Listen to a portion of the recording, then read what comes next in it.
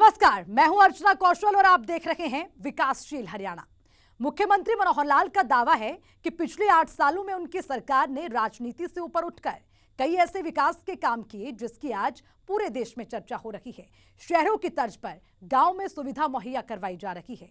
Portal के जरिए बिना किसी भेदभाव के घर बैठे हर किसी के काम आसानी से हो रहे हैं। पर्ची खर्ची का सिस्टम पूरी तरह से बंद हो चुका है। बेटियों को शिक्षा, महिलाओं को सशक्त, युवाओं को रोजगार, बुजुर्गों को पेंशन, प्राकृतिक आपदा पर किसानों को मदद, फसलों की सिंचाई के लिए खेतों में पानी और परिवार पहचान पत्र से गरीब परिवार को सरकारी मदद समेत कई ऐसे मनोहर कदम उठाए गए हैं जिससे कतार के आखिरी व्यक्ति के जीवन में बदलाव आया है। अगले आधे घंटे में विकासशील हरियाणा के जरिए हम मनोहर सरकार के इन्हीं कदमों की जानकारी आप तक पहुंचाएंगे।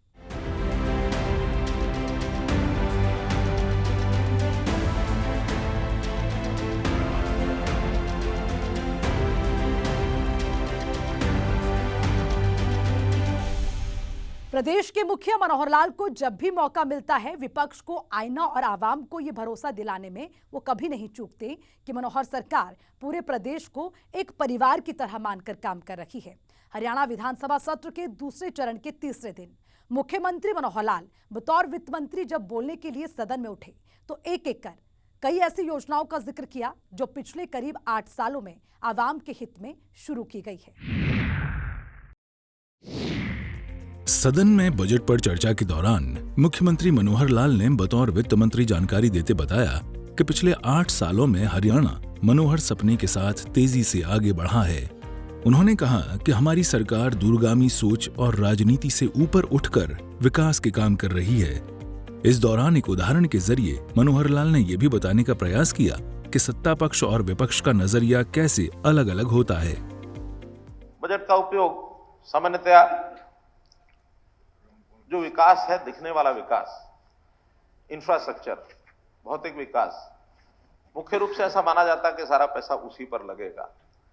लेकिन मेरा मानना यह है कि केवल उस पर नहीं तो बहुत सी चीजें ऐसी होती हैं जो व्यवस्था परिवर्तन की चीजें भी होती हैं, बहुत दूरगामी कार्यक्रम भी होते हैं, उनको ठीक करने के लिए ताकि आने वाला जो पीढ़ियां हमारी हैं उनको भी उसमें सुविधा मिले। कुल मिलाकर के अगर इस उदाहरण को देख करके यूं कहा जाए कि मान लो किसी एक व्यक्ति को ये कहते हैं कि सामने गिलास रखा है और उस गिलास में दूध है लेकिन कम है, पूरा नहीं है। पूछा जाए कि अच्छा सामने देख रहे हो क्या दिख रहा है? एक व्यक्ति कहता है कि इसमें दूध भरा हुआ है, आधा है, आधा गिलास दूध का उसको दिखता है। दूसरा व्यक्ति कहता है कि ये आधा गिलास इसमें खाली है। अब वो बातें दोनों की सत्य हैं, लेकिन एक मनोभाव का अंतर होता है। मनोभाव में एक न्यूनता आ जाती है कि मुझे भरा हुआ दिख रहा है कि मुझे खाली दिख रहा है। थोड़ा ये अंतर स्वाभाविक भी होता है। इस पक्ष वाले दूध ये कह देंगे कि भरा हुआ आधा है, उस पक्ष वाले कह देंगे तो आधा खाली है। मनोभाव का अंतर होता है। लेकिन कभी कभी इससे आगे जो कठिनाई होती है, मैं तो कह रहा हूं, इसमें जब दृष्टि का अंतर होता है तो ये जो दोष है, मनोभाव का दोष है, ये दृष्टि दोष में बदल जाता है। और अगर कोई उसको गिलास को देख करके कोई ये तो है ही खाली, यानी उसको सारा ही खाली दिखता है, तो ये दृष्टि दोष होता है। तो हमारे कुछ भाइयों में दृष्टि दोष भी है, लगातार आलोचना भी करेंगे और बाहर अंदर खाते बैठ करके व्यक्तियों से मिलेंगे, नहीं भी बहुत अच्छा है, बहुत बढ़िया, बहुत अच्छा किया, ये भी कहते हैं, व्यक्तिगत रूप से सब कहते हैं। और कुछ चीजें ऐसी होती हैं कि बजट में जो अपेक्षा, जैसे मैंने बताया कि एक तो भौतिक दृष्टि से दिखने वाला विकास, ये सब दिखता है, लेकिन अगर देखा जाए तो राजनीति में इससे ऊपर उठ करके भी विचार करना होता है। मनोहर कार्यकाल से पहले हरियाणा में बेटियों की स्थिति क्या थी, ये बात किसी से छुपी नहीं है, जिसका जिक्र करते हुए मनोहर लाल ने कहा कि बेटी बचाओ पढ़ाओ अभियान एक दूरगामी सोच के साथ शुरू की गई है, जिसका परिणाम बेटियों के बेहतर भविष्य के रूप में हमारे सामने है। इसी तरह आने वाले समय में जल संकट विकराल रूप लेने वाला है। हर साल जमीन के अंदर 1 मीटर पानी कम हो रहा है, जिसके लिए मेरा पानी मेरी विरासत योजना चलाई जा रही है ताकि हम अपनी अगली पीढ़ी को जिंदगी दे सकें। बेटी बचाओ बेटी पढ़ाओ, अब ये ऐसा कार्यक्रम है, कोई राजनीतिक कार्यक्रम नहीं है, ये एक सामाजिक कार्यक्रम है, दूरदृष्टता का कार्यक्रम है। दूरदृष्टता अगर नहीं होगी तो इसमें आगे आने वाला समाज विकृत समाज होगा। हमने पानी बचाने की बात कही है, जमीन के अंदर पानी खत्म हो रहा है, हर साल 1 मीटर के लगभग ये पानी डाउन जा रहा है। हमारे किसान भाई जानते हैं कि जो ट्यूबवेल चलाते हैं हर 2-3 साल के बाद एक पाइप 10 फुट का उनको डालना पड़ता है। अगर आज हम नहीं संभले तो फिर बहुत बड़ा संकट आगे आने वाला है। हमने इस काम को लेकर बहुत से कार्यक्रम चलाए ताकि अगली पीढ़ी का हम ध्यान रखें। हमने तो यानी योजना का नाम रखा मेरा पानी मेरी विरासत। पानी की मात्रा बड़ी सीमित है।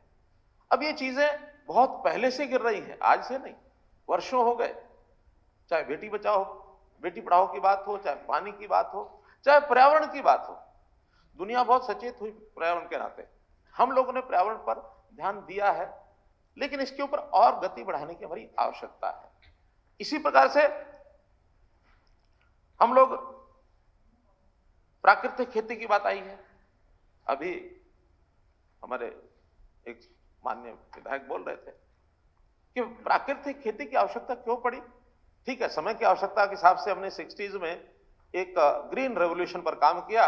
अन्न की आवश्यकता थी, अन्न कम हो गया।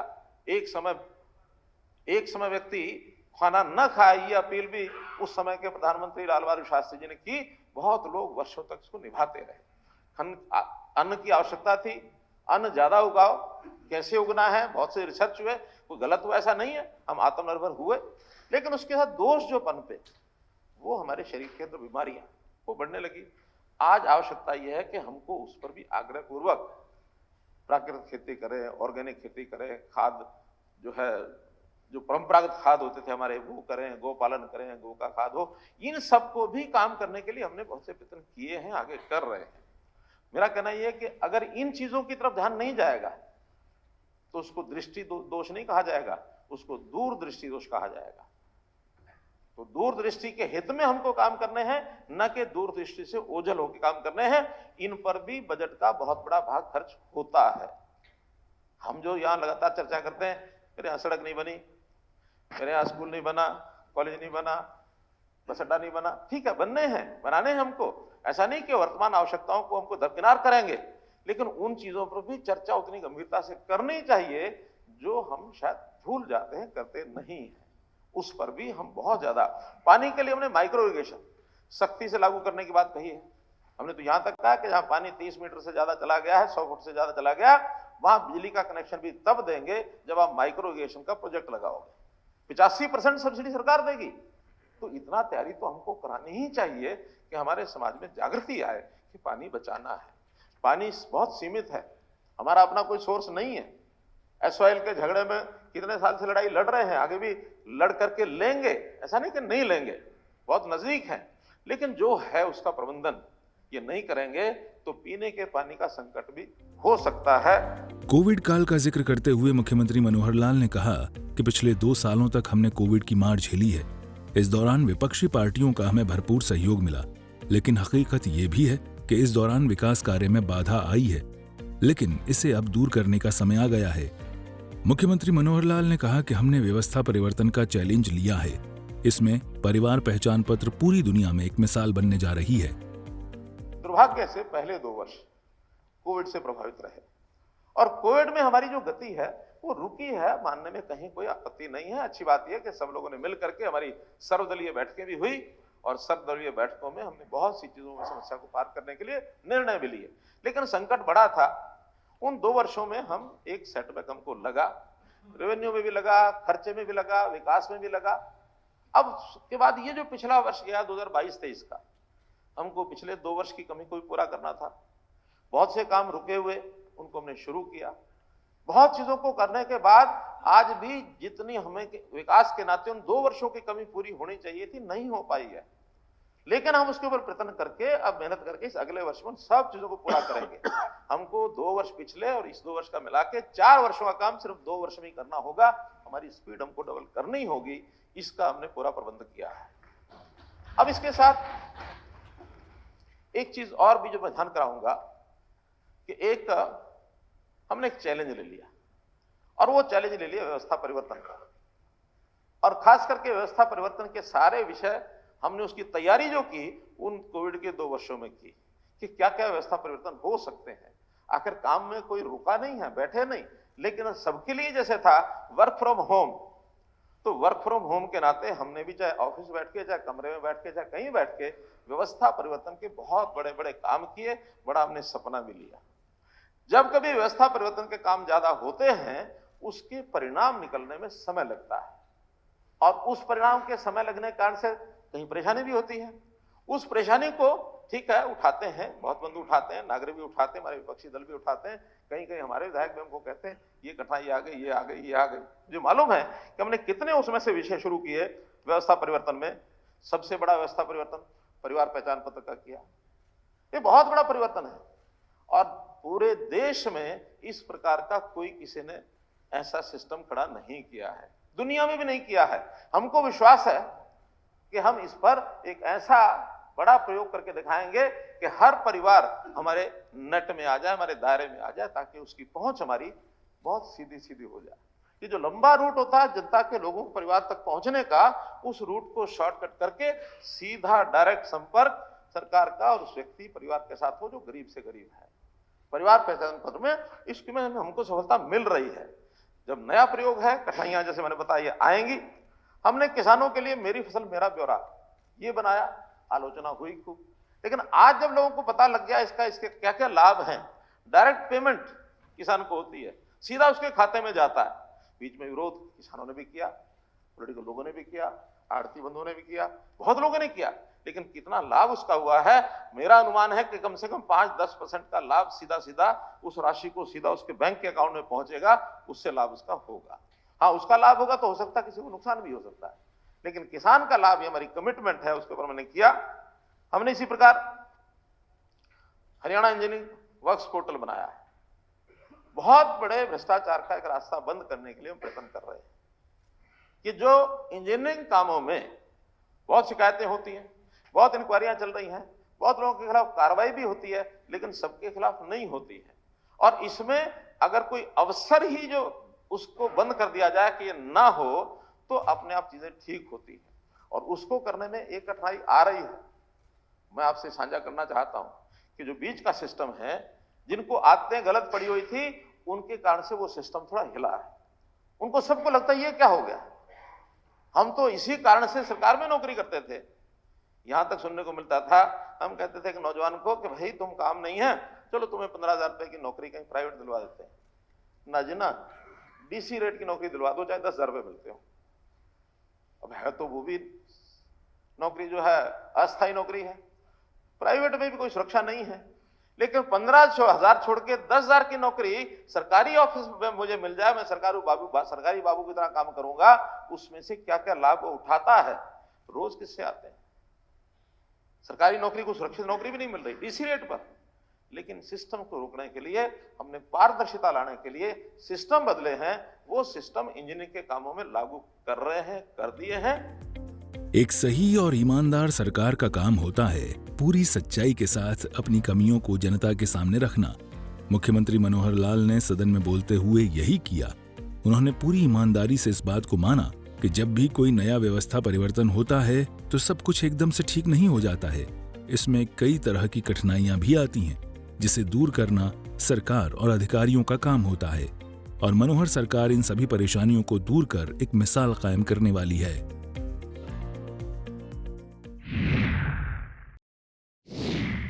आवाम के हित में व्यवस्था परिवर्तन पर बोलते हुए मुख्यमंत्री मनोहर लाल ने कई जानकारी दी। उन्होंने ये भी कहा कि कुछ लोगों को हमारे काम से तकलीफ हो रही है, विरोध भी हो रहे हैं, लेकिन हमें ये समझने की जरूरत है कि बिना व्यवस्था परिवर्तन के काम में पारदर्शिता आने वाली नहीं है। ये रिपोर्ट देखिए। प्रदेश की एक बड़ी आबादी गांवों में बसती है, जिसमें कुछ लोग आर्थिक रूप से मजबूत हैं तो कुछ इतने कमजोर कि उनके सामने खाने तक के लाले पड़े रहते हैं। ऐसे में गांव और ग्रामीणों का विकास मनोहर सरकार की पहली प्राथमिकता है, जिसके लिए सरकार की ओर से भेजे जाने वाले पैसे का सही इस्तेमाल होना जरूरी है। पारदर्शी तरीके से जरूरतमंदों तक लाभ पहुंचना जरूरी है। इसके लिए मनोहर राज में कई कदम उठाए गए हैं। हाल ही में शुरू की गई ई टेंडरिंग इसी दिशा में एक कदम है। मनोहर सरकार का मानना है कि इससे काम में पारदर्शिता आएगी। ग्रामीणों को इस बात का पता होगा कि पंचायत का कितना पैसा कहां खर्च हुआ। हालांकि इसका कुछ सरपंच विरोध भी कर रहे हैं, जिसका मुख्यमंत्री मनोहर लाल ने शायराना अंदाज में जवाब दिया।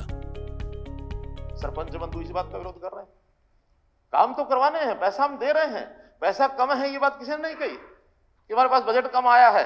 वो कहता ना जी ना, पहले पैसा हमको हमारे हाथ में ला के दो, हमारे अकाउंट में ला के दो, हम जैसा चाहे वैसा काम कराएंगे हम ये। और यहां तक लोगों ने कह दिया, बहुत लोगों ने, कि हम इतने इतने लाखों रुपया खर्च करके आए हैं, हमको पता होता तो ये लागू होना है तो हम पैसा क्यों खर्च करके आएंगे। अब इनडायरेक्टली तो ध्यान में आता है कि क्यों ये कह रहा है। फिर वो कहता है ये तो ठेका पता नहीं कौन ले जाएगा। मैंने कौन ले जाएगा, कौन ले जाएगा, कि मेरा आदमी लेना चाहिए, हमारी कोई गारंटी नहीं है। एक कंपटीशन है। तो इसलिए ये जो व्यवस्था बदली है, इस व्यवस्था को बदलने के लिए हमने किसी की कोई लिहाज नहीं की है, और किसी प्रकार का कोई जो गतिरोध आएगा उसको भी हम बर्दाश्त करेंगे। गतिरोध से हम घबराएंगे नहीं। कोई गतिरोध आए, व्यवस्थाएं ठीक करनी है। इस बात का तो इल्म था कि गतिरोध होगा, इस बात का तो इल्म था कि गतिरोध होगा, कुछ तो मेरी भलाई का विरोध होगा, कुछ तो मेरी भलाई का विरोध होगा। पर इस डर से अगर कोई कर्म ना करूं तो किसी का कैसे भला होगा। इस डर से कर्म नहीं छोड़ेंगे, कर्म करेंगे। विरोध तो होता ही है। हर अच्छे किसी भी काम को जब आगे लेकर चला जाता है उस समय उसका विरोध बड़ा स्वाभाविक होता है। प्रदेश में अनऑथराइज्ड कॉलोनियों की समस्या पर बोलते हुए मुख्यमंत्री मनोहर लाल ने कहा कि इस पर सरकार की ओर से सख्ती दिखाई गई है, लेकिन जो गरीब हैं उनका ध्यान भी रखा जा रहा है। हमारी प्राथमिकता हर किसी को अपनी छत मुहैया कराना है। तो मेरा तो यही कहना है कि हम लोगों ने ये जो प्राथमिकताएं अपने बनाई है, उस प्राथमिकताओं में अभी बहुत सा अनाप शनाप अनऑथराइज्ड कॉलोनीज ये बढ़ रही हैं, बढ़ती रही हैं लगातार। कौन से समय नहीं बढ़ी हैं खूब।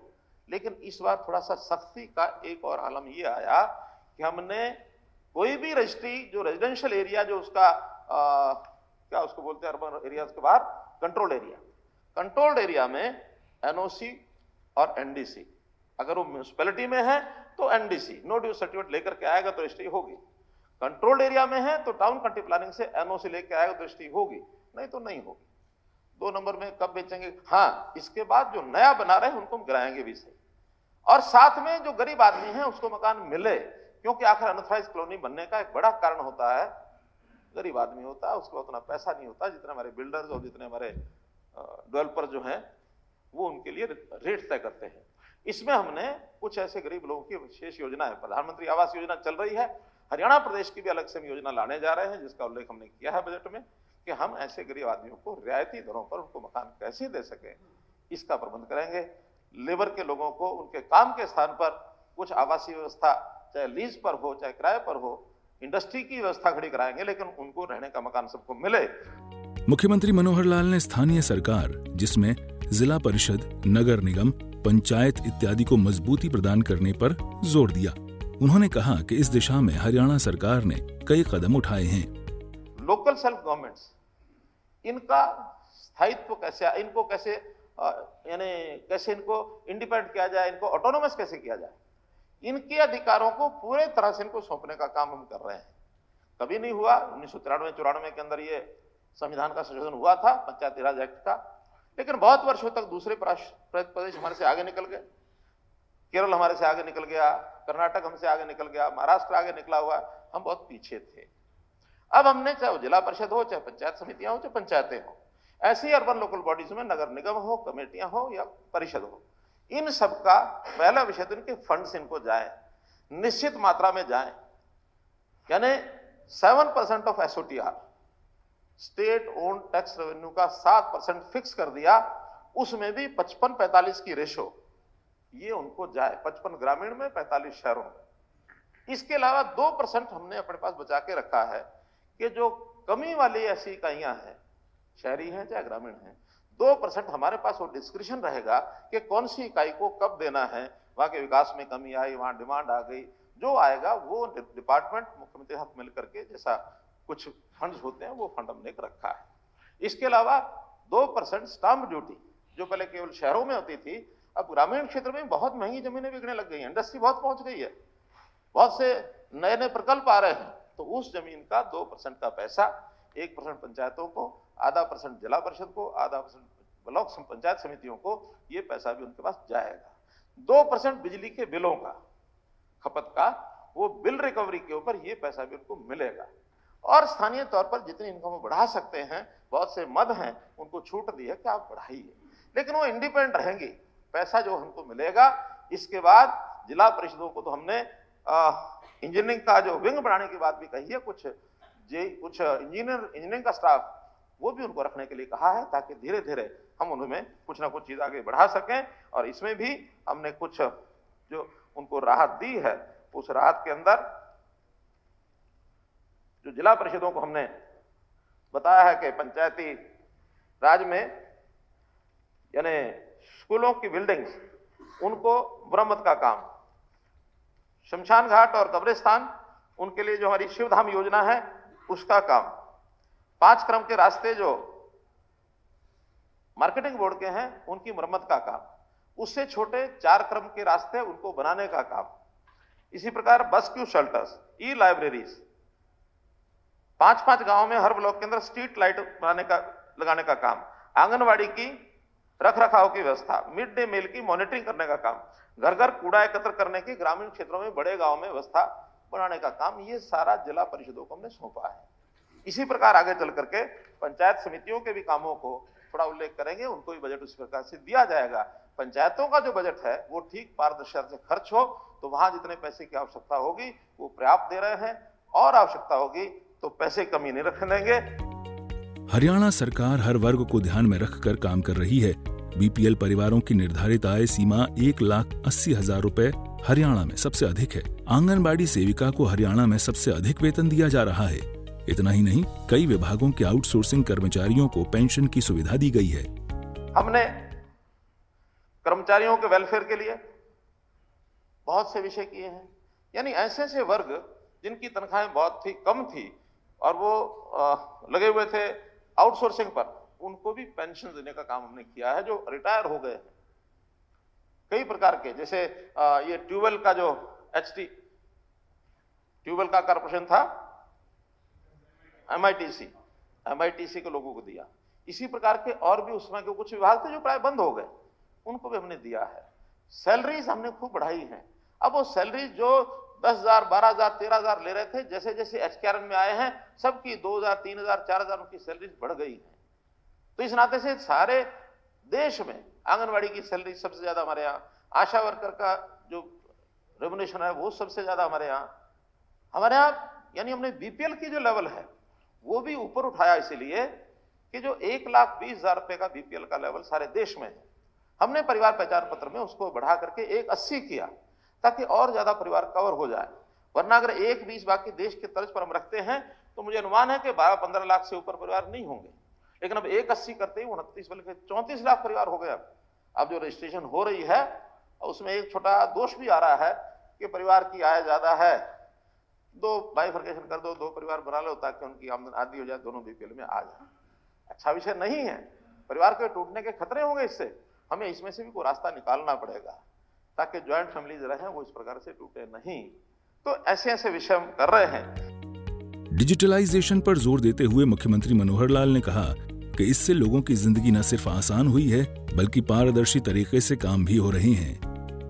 डिजिटलाइजेशन इसका भरपूर उपयोग कर रहे हैं, और इसमें भी जहां जिस चीज की आवश्यकता है, चाहे वर्क मैन पावर रखनी होगी वो रखते हैं, चाहे इंफ्रास्ट्रक्चर लगाना वो लगाते हैं, जहां कहीं नई ब्रांचेस खोलनी है नई करते हैं। हमारे जो नई रिक्रूटमेंट हो रही है उसमें भी कंप्यूटर हमने कंपलसरी किया है। ग्राम सचिव के लिए भी कंप्यूटर हम कंपलसरी करने जा रहे हैं, ताकि इसके बिना कोई चीज अब आगे संभव होगी नहीं, क्योंकि अब हर आदमी को, पढ़ा है, अनपढ़ है, किसान है, मजदूर है, दुकानदार है, व्यापारी है, हर एक को कंप्यूटर विंडो पर ही जाके काम करना पड़ेगा। हमारे सामने भी अब कंप्यूटर का ही नेवा पोर्टल खड़ा किया कि हम इस पर काम करना शुरू करें। तो कुल मिलाकर हमने पारदर्शी रिक्रूटमेंट एक बहुत बड़ा मेजर हमारे लिए चैलेंज था। गड़बड़ें बहुत होती थी, हमारे समय में हुई, हमने बख्शा नहीं है। हमने एक पेपर लीक में 672 लोगों को पकड़ा है। जरूरत से ज्यादा ईमानदार हूं, इसीलिए गुनहगार हूं। जो लोग मनोहर कदम का विरोध करते हैं उनके बारे में मनोहर लाल यही सोचकर खुद को तसल्ली देते हैं, लेकिन कहते हैं कि ईमानदारी के रास्ते में चाहे कितने भी कांटे क्यों ना बिछे हों, तमाम मुश्किलों के बाद जीत की पक्की गारंटी होती है। और मुख्यमंत्री मनोहर लाल भी इसी सोच के साथ आवाम के हित में अपने कदम आगे बढ़ा रहे हैं। हमारे साथ विकासशील हरियाणा में फिलहाल के लिए इतना ही। मुझे दीजिए इजाजत। देखते रहिए सूर्य समाचार। नमस्कार।